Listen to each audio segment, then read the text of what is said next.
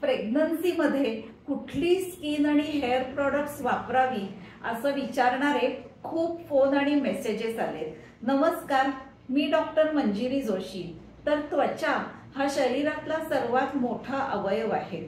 आज skin care products मध्ये pregnancy मध्ये काय नाही वापरायचं याची माहिती सांगणार आहे।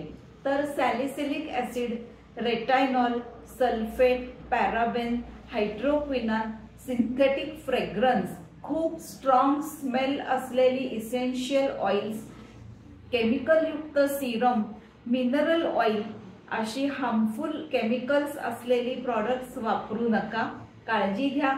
आपल्या काही शंका असतील तर मला कॉल किंवा मेसेज करा आणि व्हिडिओ उपयुक्त वाटल्यास सेव्ह सुद्धा करा।